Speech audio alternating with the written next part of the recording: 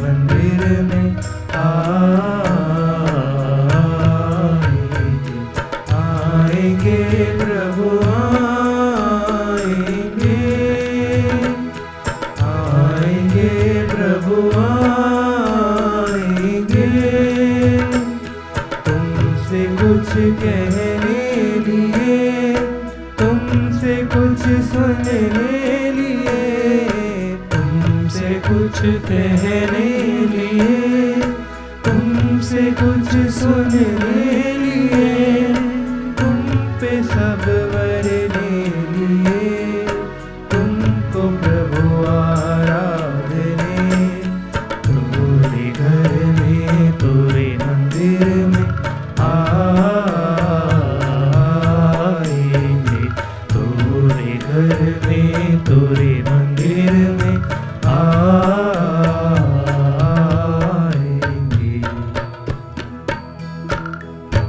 पिता और पुत्र और पवित्र आत्मा के नाम पर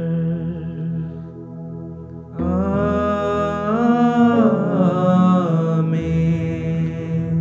हमारे प्रभु यीशु ख्रिस्त की कृपा, ईश्वर का प्रेम और पवित्र आत्मा का सहचर्य आप सबको प्राप्त हो और आपकी आत्मा के साथ।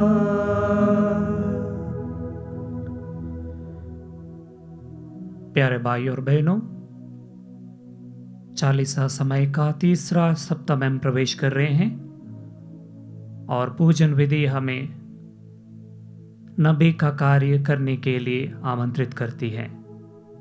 इस प्रभु के आह्वान को स्वीकार करने के लिए एवं वचन के द्वारा प्रेरणा पाने के लिए प्रभु से हम इसमें से बलिदान में हम कृपा मांगे। प्रभु के वचनों को सुनने के लिए एवं पवित्र यूकरिस्ट को ग्रहण करने के लिए अपने आप को तैयार करें, अपनी अयोग्यता को स्वीकार करें, किए हुए सारे गुनाहों के लिए, पापों के लिए ईश्वर से एवं एक दूसरे से क्षमा याचना करते हुए हम सब मिलकर बोलें, हे भाइयों बहनों, मैं सर्वशक्तिमान ईश्वर और आप लोगों के सामने स्वीकार करता हूँ कि मैंने मन, वचन और कर्म से तथा अपना कर्तव्य पूरा न करने से, अपने कसूर से, अपने भारी कसूर से घोर पाप किया है। इसलिए मैं नित्य कुंवारी धन्य मरियम से, सब स्वर्गदूतों, संतों और आप लोगों से, हे भाइयों बहनों, विनती करता हूँ कि आप लोग मेरे लिए प्रभु ईश्वर से प्रार्थना करें। सर्वशक्तिमान ईश्वर हम लोगों पर दया करें और हमारे पाप क्षमा कर हमें अनंत जीवन प्रदान करें। आमीन।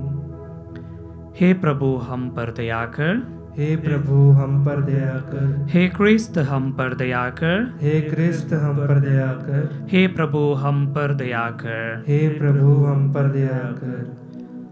हम प्रार्थना करें।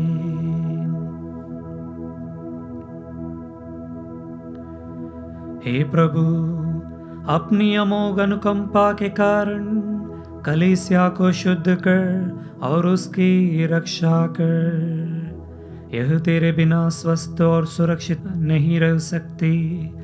अपनी कृपा से निरंतर इसका संचालन करते रह।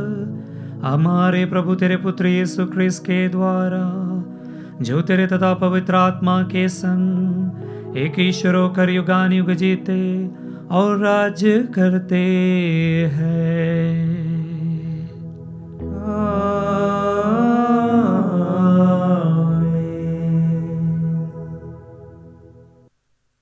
ईश्वर आपको आशीष दे ताकि योग्य रीति से प्रभु के वचन को सुना सके। पिता, पुत्र और पवित्र आत्मा के नाम पर।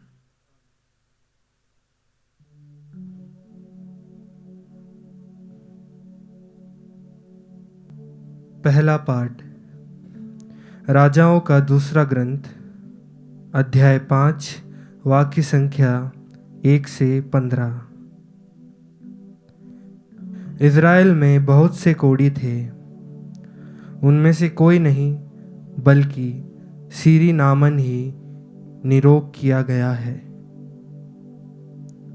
अराम के राजा के सेनाध्यक्ष नामन को अपने स्वामी का सम्मान तथा कृपा दृष्टि प्राप्त थी, क्योंकि प्रभु ने नामन द्वारा अरामियों को विजय दिलाई थी। वह महान योद्धा था, किंतु कोढ़ी था।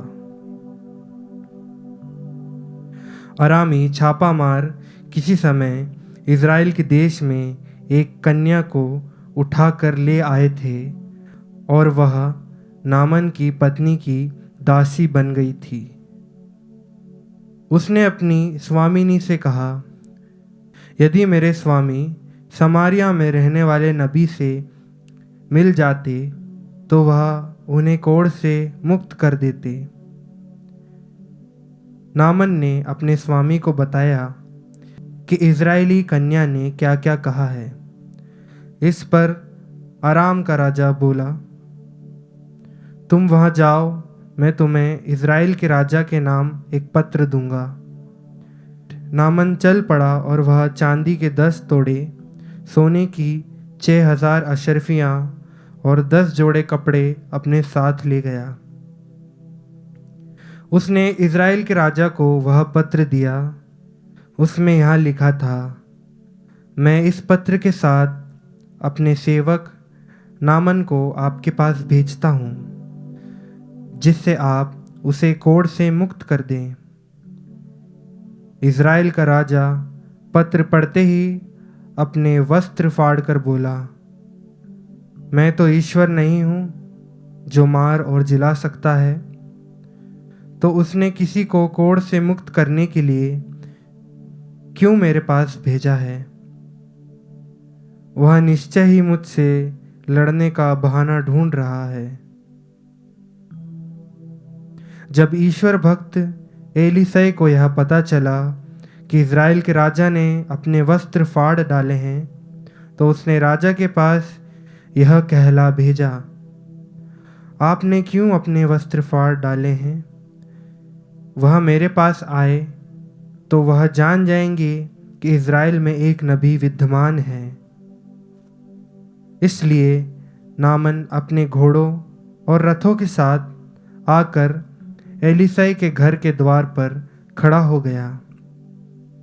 एलीसै ने उसे यह संदेश कहला भेजा, आप जाकर यरदन नदी में 7 बार स्नान कीजिए, आपका शरीर स्वच्छ हो जाएगा और आप शुद्ध हो जाएंगे। नामान क्रुद्ध हो उठा और यह कहते हुए चला गया। मैं समझ रहा था कि वह स्वयं बाहर आकर मुझसे मिलेंगे।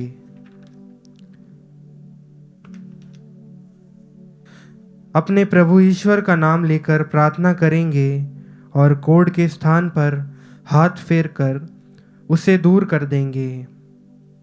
क्या दमिश्क की अबाना और फरपर नामक नदियों का जल इज़राइल के सब जलाशयों से बढ़कर नहीं है?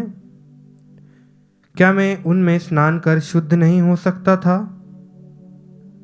इस पर वह मुड़कर क्रोध के आवेश में चला गया। उसके सेवक उसके पास आए और यह कहकर उसे समझाने लगे, पिता, यदि नबी ने आपको कोई कठिन कार्य करने को कहा होता तो आप उसे अवश्य करते। जब उन्होंने इतना ही कहा, स्नान कीजिए और आप शुद्ध हो जाएंगे, तो आपको ऐसा अवश्य करना चाहिए। इसलिए उसने जाकर यरदन नदी में 7 बार डुबकी लगाई, जैसा कि एलीसै ने उसे कहा था, और उसका शरीर फिर छोटे बालक के शरीर जैसा स्वच्छ हो गया। वह अपने सब परिजनों के साथ एलीसै के यहाँ लौटा। वह भीतर जाकर उसके सामने खड़ा हो गया और बोला, अब मैं जान गया हूँ कि इज़राइल को छोड़कर और कहीं पृथ्वी पर कोई देवता नहीं है। प्रभु की वाणी। ईश्वर को धन्यवाद। भजन अनुवाक्य। मेरी आत्मा ईश्वर की, जीवंत ईश्वर की प्यासी है। मैं कब जाकर ईश्वर के दर्शन करूंगा। मेरी आत्मा ईश्वर की, जीवंत ईश्वर की प्यासी है। मैं कब जाकर ईश्वर के दर्शन करूंगा। हे मेरे ईश्वर, हिरणी जैसे जलधारा के लिए तरसती है, मेरी आत्मा वैसे ही तेरे लिए तरसती है। अनुवाक्य: मेरी आत्मा ईश्वर की, जीवंत ईश्वर की प्यासी है। मैं कब जाकर ईश्वर के दर्शन करूंगा। मेरी आत्मा ईश्वर की, जीवंत ईश्वर की प्यासी है। मैं कब जाकर ईश्वर के दर्शन करूंगा। अनुवाक्य: मेरी आत्मा ईश्वर की, जीवंत ईश्वर की प्यासी है। मैं कब जाकर ईश्वर के दर्शन करूंगा। अपनी ज्योति और अपना सत्य भेज दे। वे मुझे मार्ग दिखाएं और मुझे तेरे पवित्र पर्वत तक, तेरे निवास स्थान तक पहुंचा दे। अनुवाक्य: मेरी आत्मा ईश्वर की, जीवंत ईश्वर की प्यासी है। मैं कब जाकर ईश्वर के दर्शन करूंगा। मैं ईश्वर की वेदी के पास जाऊंगा, ईश्वर के पास जो मेरा आनंद है। मैं वीणा बजाकर अपने प्रभु ईश्वर की स्तुति करूंगा। अनुवाक्य: मेरी आत्मा ईश्वर की, जीवंत ईश्वर की प्यासी है। मैं कब जाकर ईश्वर के दर्शन करूंगा। जय घोष। प्रभु ही मेरा आसरा है, मैं उसकी प्रतिज्ञा पर भरोसा रखता हूँ। दया सागर प्रभु उदारता पूर्वक मुक्ति प्रदान करता है।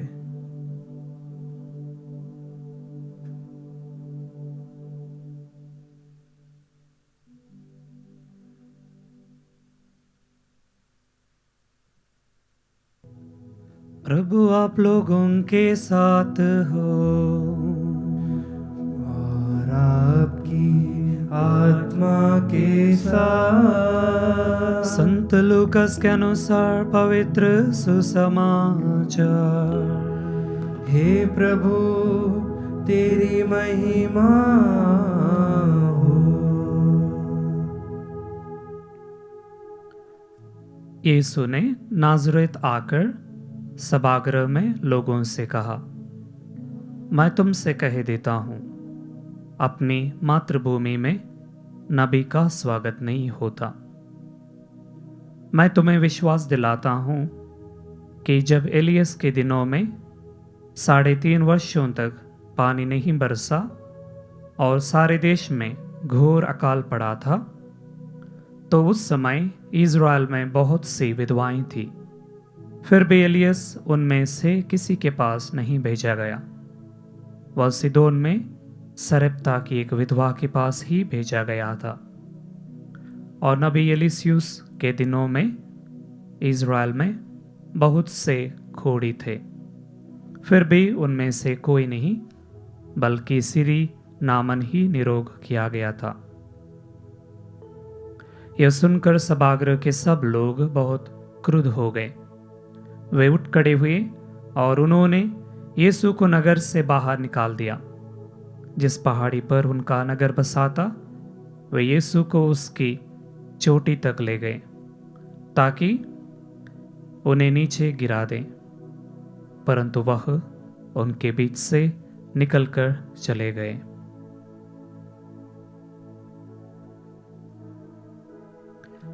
यह प्रभु का दिव्य सुसमाचार है। हे क्रिस्त, तेरी स्तुति हो। क्रिस्त में प्यारे भाई और बहनों,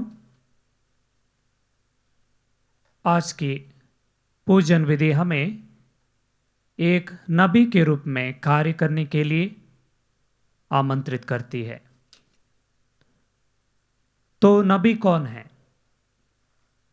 बाइबल के अनुसार नबी वो व्यक्ति हैं जो ईश्वर द्वारा बुलाया गया है।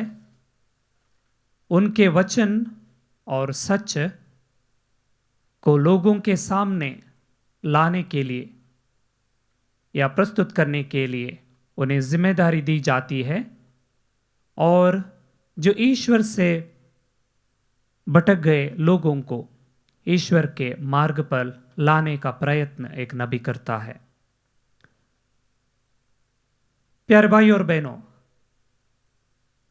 हम हर एक व्यक्ति समाज में रहते हैं, और जैसे कि हम देखते हैं कि आधुनिक समाज में विकास होती है, विकास के साथ साथ भ्रष्टाचार, कुकर्म बढ़ते जाते हैं।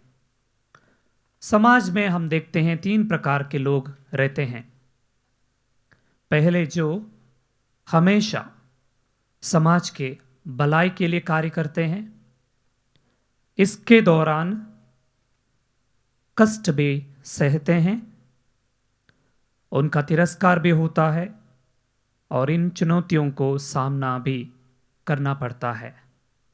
दूसरे वे लोग हैं जो बुराई के रास्ते अपनाते हैं, बुराई करते हैं, निंदा करते हैं और समाज में अपना अधिकार चलाना चाहते हैं और लोगों को अपने नीचे तले, अपने पैरों तले रोनते हैं और अपना अधिकार चलाते हैं। तीसरे वे लोग हैं या जो व्यक्ति हैं जो अपने आप में रहते हैं, उनका किसी की और किसी चीज़ की परवाह नहीं रहती है और वे समाज से अलग रहते हैं या अलग सोचते हैं। सुसमाचार में प्रभु का तिरस्कार के बारे में हमने सुना और प्रभु वहां के लोगों के कठोरता को देखकर, उनके हृदय के दारुणता को देखकर ऐसे कहते हैं कि नबी का अपनी मातृभूमि में सम्मान नहीं होता, नबी का अपने नगर में या अपनी समाज में स्वागत नहीं होता। लेकिन प्रभु ऐसे क्यों कहते हैं कि ऐसे शब्द इस्तेमाल करने का मतलब क्या है? क्योंकि प्रभु ने लोगों का अविश्वास, घमंड का पर्दा उनके सामने से हटाया। यहूदियों का यह मानना था कि वे लोग ईश्वर की चुनी हुई प्रजा है और सिर्फ उन्हीं लोगों के लिए ईश्वर चिन्ह चमत्कार प्रकट करते हैं और सिर्फ उन्हीं लोगों के लिए कृपा बरसाते रहते हैं, और अन्य लोग हैं ईश्वर की कृपा से वंचित रह गए लोग, ऐसे वे उन लोगों का सोच था। लेकिन प्रभु उनका इस गलत धारणा को, इस भ्रम को तोड़ डालते हैं और कहते हैं कि ईश्वर सबका कल्याण करना चाहता है, ईश्वर सबका है और किसी भी व्यक्ति को कृपा से वंचित नहीं करते, और कोई व्यक्ति जो कृपा के लिए तरसता है वह कृपा पात्र बन सकता है।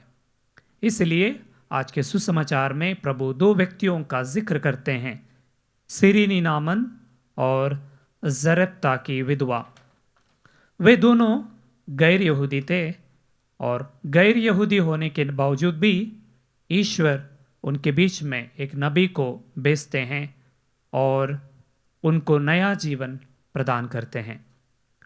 इसलिए लोगों ने इस सच को स्वीकार करने के लिए पीछे रह जाते हैं। इस घटना के दौरान हम देखते हैं कि वे प्रभु से क्रुद्ध हो जाते हैं और ईश्वर को या प्रभु यीशु को ऊंचे शिकार से वे लोग कुचलना चाहते थे। प्यारे भाई और बहनों, सुसमाचार हमारे सामने एक चुनौती रखता है। तो सुसमाचार हमें एक नबी के रूप में कार्य करने के लिए बुलाती है। तो हमारी बुलाहट या क्रिस्तीय पहचान क्या है? क्रिस्तीय बपतिस्मा द्वारा हमें एक 3 प्रकार के सौभाग्य हमें प्राप्त होता है। बपतिस्मा द्वारा हम प्रभु के, ईश्वर के राजत्व को अपनाते हैं, नबीत को अपनाते हैं और पुरोहिताई को भी अपनाते हैं, क्योंकि प्रभु को राजा के रूप में माना जाता है और प्रभु यीशु को महायाजक के रूप में माना जाता है और प्रभु यीशु ने सुसमाचार का घोषणा किया और वे लोग भी उन्हें नबी के रूप में स्वीकार किए। और यही जो संदेश हम सबों को जो बपतिस्मा ग्रहण किए हैं और बपतिस्मा द्वारा हम ईश्वर के पुत्र पुत्रियां बन गए हैं और प्रभु हमसे चाहता है कि प्रभु का कार्य निडर होकर नबी के रूप में संपन्न करें। तो हमें क्या करना चाहिए? हमारी जिम्मेदारी क्या है? सबसे पहले जो समाज में बहुत सारी बुराइयां हैं, शोषण है, बुरे संगति के लोग हैं, या समाज में ऊंच नीच जाति के बीच में बहुत अंतर है और सही मूल्यों का तिरस्कार किया गया है, और ऐसे समाज में हम प्रभु के अनुयायी बनकर या प्रभु के सुसमाचार की घोषणा उन लोगों के बीच में करना है और बुराइयों को दूर करना है, गलत धारणा को दूर करना है, और ऐसी बुराइयों को मिटाने के लिए हमें एक जिम्मेदारी सौंप दी गई है। तो पहली तौर पर हमें हमारे जीवन में ईश्वर की इच्छा को जानना ज़रूरी है, और दूसरी बात हमारे क्रिस्ती जीवन में प्रभु के मूल्यों को या क्रिस्त के मूल्यों को स्वयं अपने वैयक्तिक जीवन में जीना है। जब हम स्वयं उन सही मूल्यों को अपनाते हैं तो अन्य लोगों को भी उस मूल्यों को बांटने के लिए हम समर्थ रह जाते हैं, या दूसरों के साथ भी क्रिस्त को हम बांट सकते हैं। तीसरा कार्य हमें यह करना है कि जब हम नबी का कार्य हमारे दैनिक जीवन में करते हैं या समाज में करते हैं तो बहुत सारे चुनौतियों को सामना करना पड़ता है। तो हमें सब कुछ सामना करने के लिए प्रभु के लिए हमें हमेशा तैयार रहना चाहिए और उसके लिए अपने आप को समर्पित करना है, और ताकि हम सच्चे नबी की तरह निडर होकर अपना या ईश्वरीय वचन को बांटेंगे और प्रभु के मूल्यों को समाज में हम बांट सकते हैं। आइए हम इस मिस्र बलिदान में नबी के रूप में कार्य करने के लिए प्रभु से हम कृपा मांगे।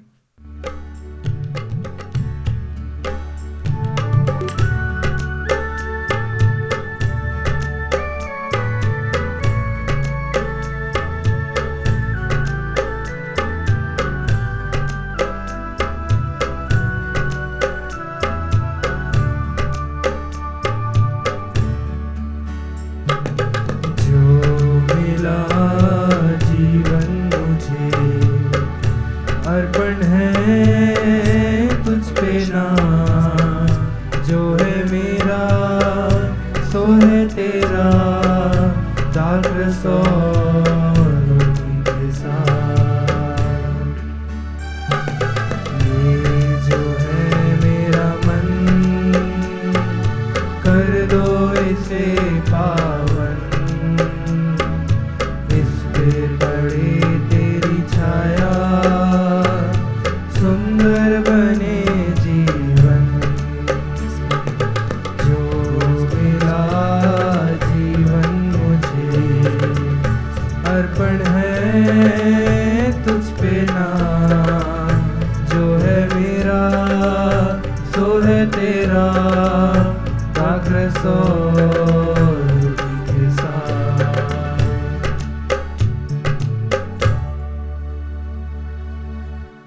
भाई और बहनों, प्रार्थना कीजिए कि सर्वशक्तिमान ईश्वर मेरा और आप लोगों का बलिदान स्वीकार करे।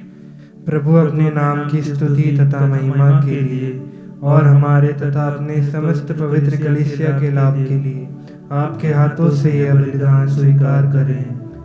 हे प्रभु, हम अपनी सेवा की यह भेंट तुझे चढ़ाते हैं, तू इसे हमारी मुक्ति के संस्कार में बदल दे, हमारे प्रभु क्रिस्त के द्वारा।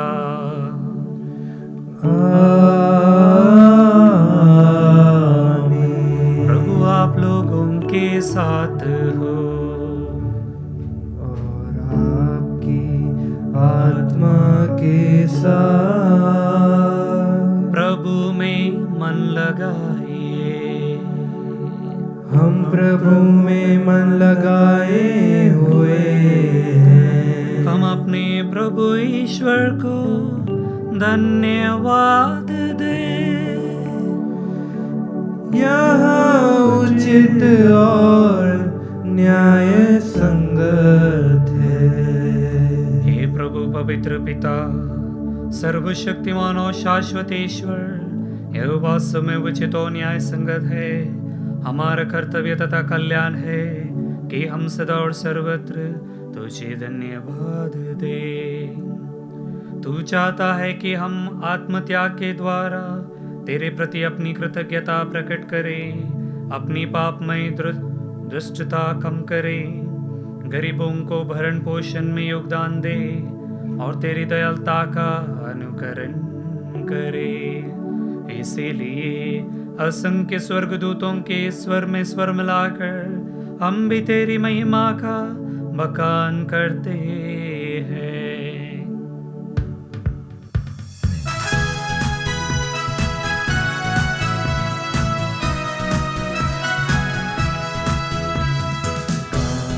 हम सब मिलकर जीवंत ईश्वर का स्तुतिगान गाएं। हम सब मिलकर जीवंत ईश्वर का स्तुतिगान। पवित्र है परमेश्वर, पवित्र है सर्वशक्तिमान, पवित्र है परमेश्वर, पवित्र है सर्वशक्तिमान, पवित्र है हमारा ईश्वर। जय हो तेरी जय हो, जय हो तेरी जय हो, जय हो तेरी जय हो। हे प्रभु, तू वास्तव में पवित्र है, सारी पवित्रता का स्रोत है। हम तुझसे प्रार्थना करते हैं तो इन उपहारों को अपनी आत्मा के संस्पर्श से पवित्र कर दे, कि हमारे प्रभु यीशु क्रिस्त का शरीर तथा रक्त बन जाए। जब वे स्वेच्छा से मृत्यु के लिए सौंपे गए, उन्होंने रोटी ली, तुझे धन्यवाद दिया और रोटी तोड़कर उसे अपने शिष्यों को देते हुए कहा, तुम सब इसे लो और इसमें से खाओ, क्योंकि यह मेरा शरीर है जो तुम्हारे लिए बलि चढ़ाया जाएगा। हे मेरे प्रभु, हे मेरे ईश्वर,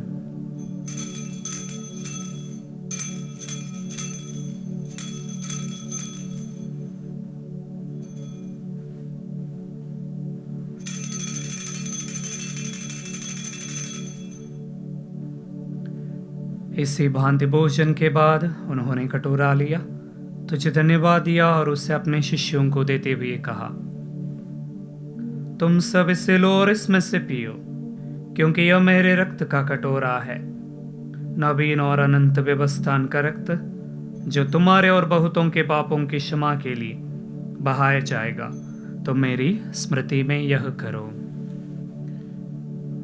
हे मेरे प्रभु, हे मेरे ईश्वर,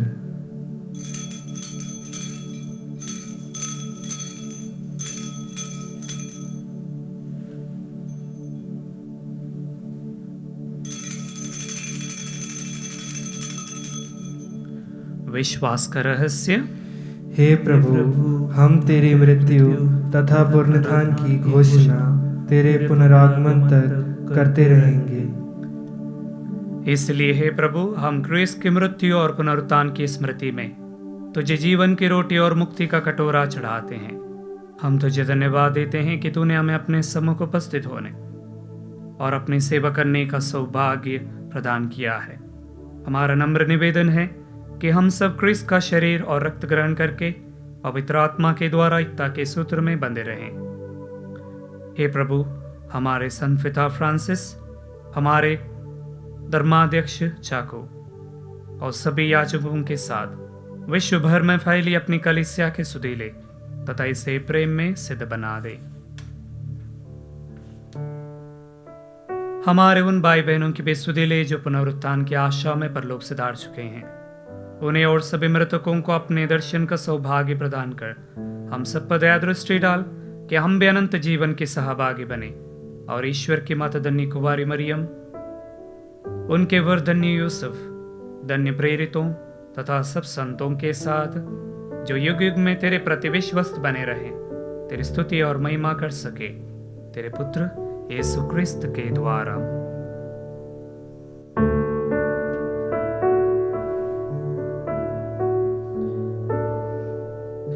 इन्हीं प्रभु क्रिस्त के द्वारा, इन्हीं के साथ और इन्हीं में, हे सर्वशक्तिमान पिता ईश्वर, पवित्र आत्मा के साथ सारा गौरव तथा सम्मान युगानुयुग तेरा ही है।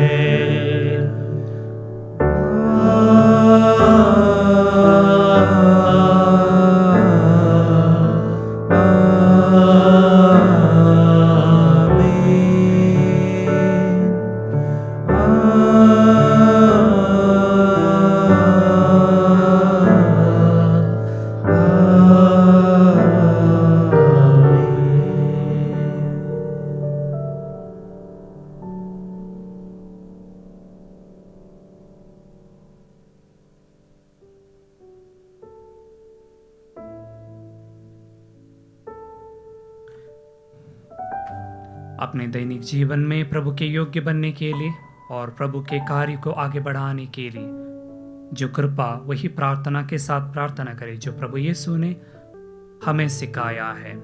हे पिता हमारे, तो जो स्वर्ग में है, तेरा नाम पवित्र माना जाए, तेरा राज्य आए, तेरी इच्छा जैसे स्वर्ग में है वैसे इस पृथ्वी पर भी पूरी हो।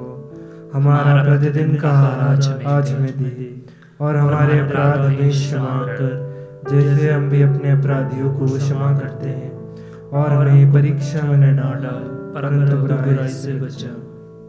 हे प्रभु, हम तुझसे प्रार्थना करते हैं, सभी बुराइयों से मैं बचा, और इस जीवन में मैं कृपा पूर्वक शांति प्रदान कर। हम तेरी दया से सदा पाप से दूर और हर विपत्ति से सुरक्षित रहे, और उस दिन की प्रतीक्षा करते रहे जब हमारे मुक्तिदाता यीशु क्रिस्त फिर आकर हमारी धन्य आशा पूरी करेंगे। क्योंकि तेरा राज्य, तेरा सामर्थ्य और तेरी महिमा अनंत काल तक बनी रहती है। हे प्रभु यीशु क्रिस्त, तूने अपने प्रेरितों से कहा है, मैं तुम्हारे लिए शांति छोड़ जाता हूँ, अपनी शांति तुम्हें प्रदान करता हूँ। तो हमारे पापों पर नहीं, अपनी कलीसिया का विश्वास पर दृष्टि डाल, और कृपा पूर्वक उसे शांति तथा एकता प्रदान कर, तो युगानुयुग जीता और राज्य करता है। आमीन। प्रभु की शांति सदा आप लोगों के साथ हो, और आपकी आत्मा के साथ। परस्पर शांति विवादन कीजिए। हे ईश्वर के मेमने, तू संसार के पाप हर लेता है, हम पर दया कर। हे ईश्वर के मेमने, तू संसार के पाप हर लेता है, हम पर दया कर। हे ईश्वर के मेमने, तू संसार के पाप हर लेता है, हमें शांति प्रदान कर।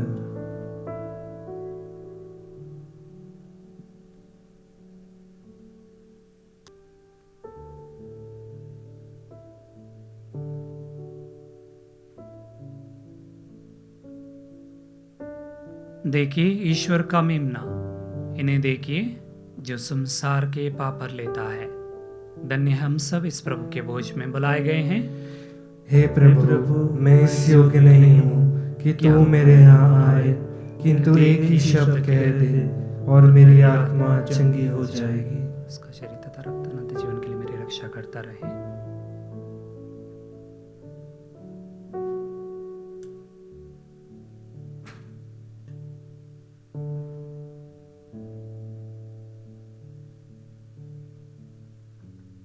हे मेरे प्रभु यीशु, मैं सारे हृदय से विश्वास करती हूँ कि आप पवित्र यूकरिस्ती संस्कार में उपस्थित हैं।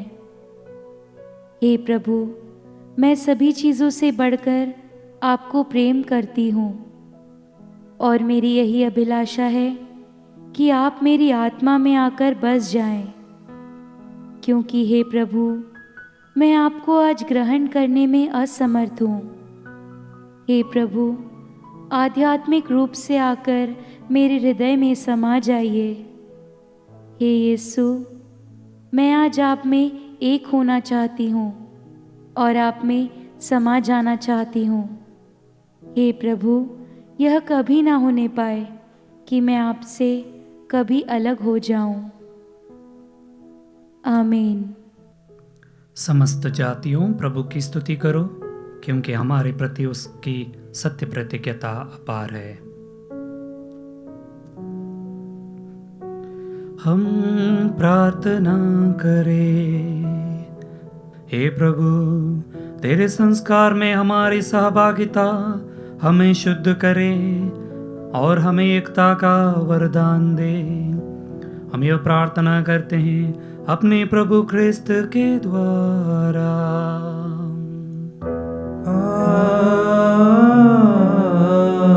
आमीन। प्रभु आप लोगों के साथ हो और आपकी आत्मा के साथ। आशीर्वाद तुम्हें प्रदान करे ईश्वर सर्वशक्तिमान, पिता पुत्र और पावन आत्मा। आमीन। आमीन। आमीन। जाइए, क्रिस्त यज्ञ हुआ संपन्न। ईश्वर को धन्यवाद।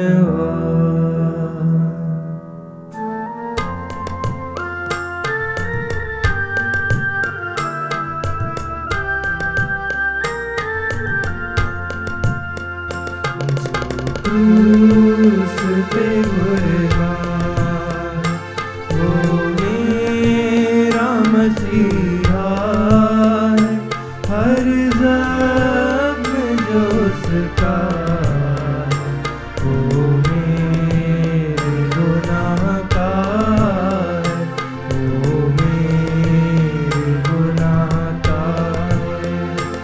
इस दुनिया